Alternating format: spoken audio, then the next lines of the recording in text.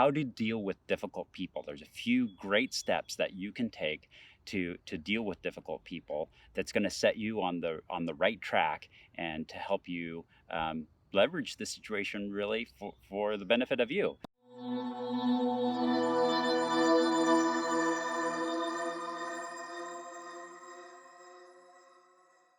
Andrew here, and I'm here to talk about dealing with difficult people. I'm dealing with there's somebody in my life right now that it is a pretty contentious relationship. There seems to be some vindictiveness and seems to be um, just some hypocrisy, and there's just seemed to be a lot of issues that are rising up. And it's somebody that I've had to deal with this situation for a while, and I'm going to have to continue to deal with the situation.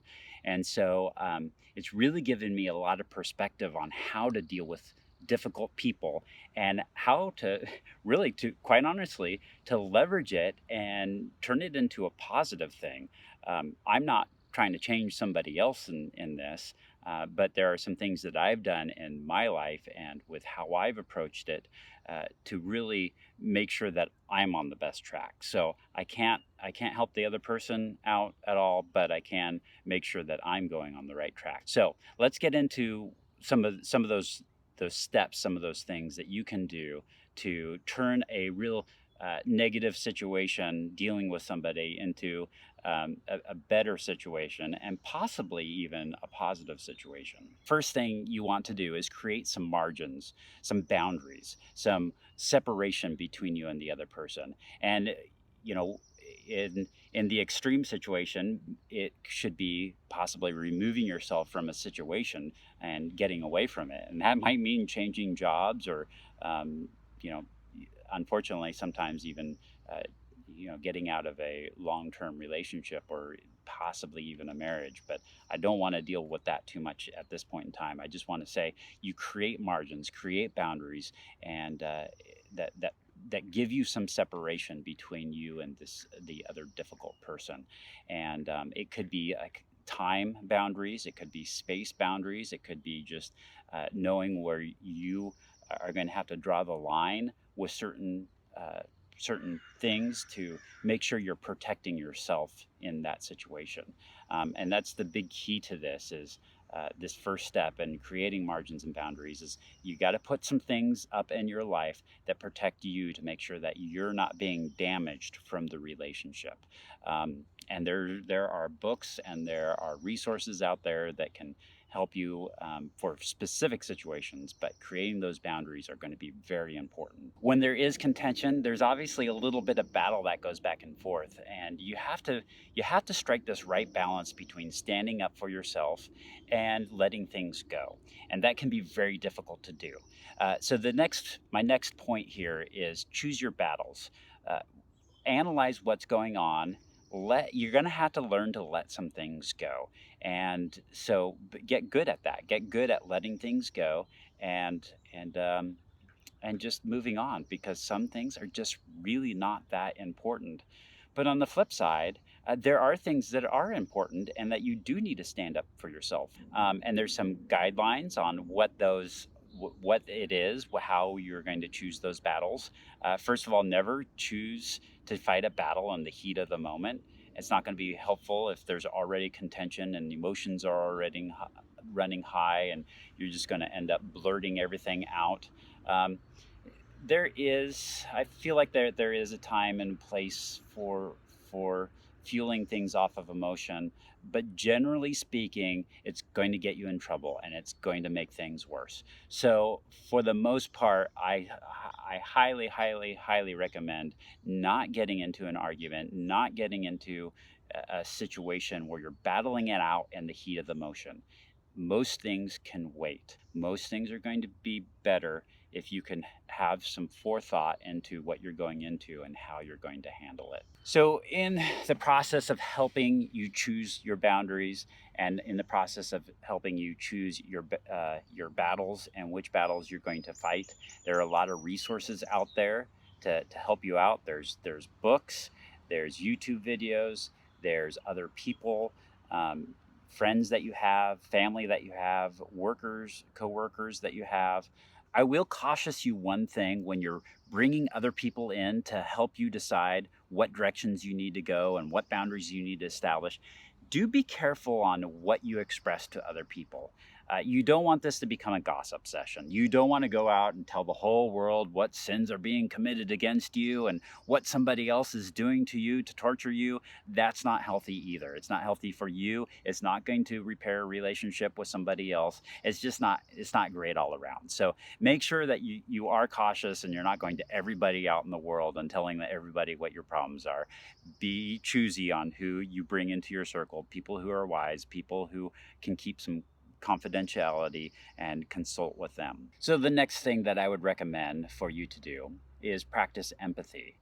The person that is being vindictive or being toxic or being, whatever spot that they're in, it's not a good spot for them. They are not enjoying things. To have that attitude in life and to be that way in life means that they're unhappy. Chances are, most likely, that goes to the core of who they are, and they have difficulties with lots of different relationships. It's not just yours, and it's a sign that they're not happy in life. That once again, they're not happy to the core, and that's sad.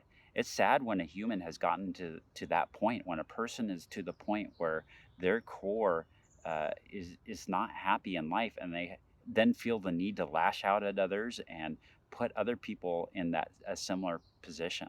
So it's not a great spot for them to be in. It's actually a pretty terrible spot for them to be in.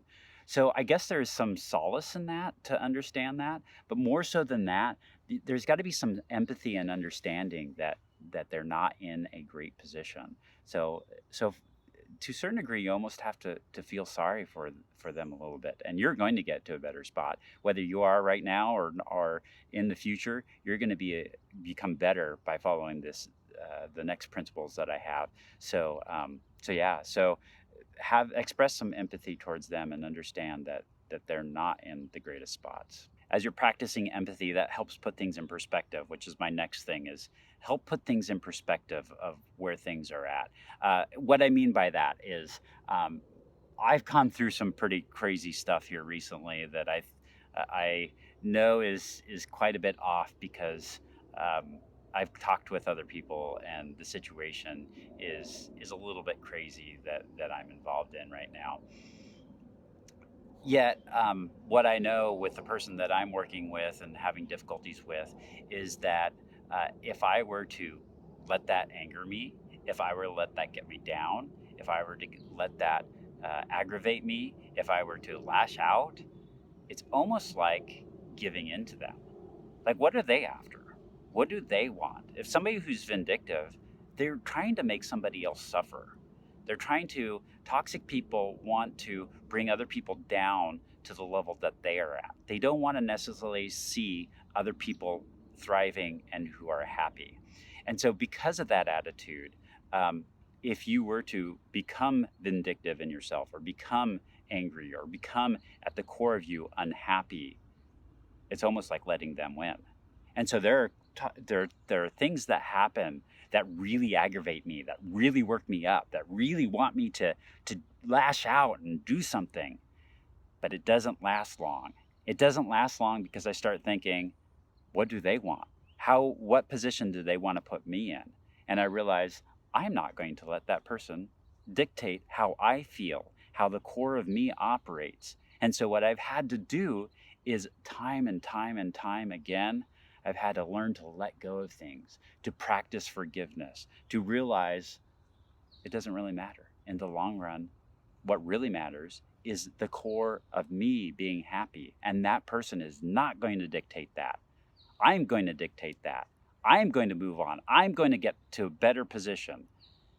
And in some senses, I tell myself, I'm going to show that other person, I'm going to show them up by rising above, by becoming a better person, by becoming stronger, by my next one that I would recommend is look at ways to improve your character, to get better through whatever you're experiencing, whatever you're going through. Look at for a way to actually help you improve yourself.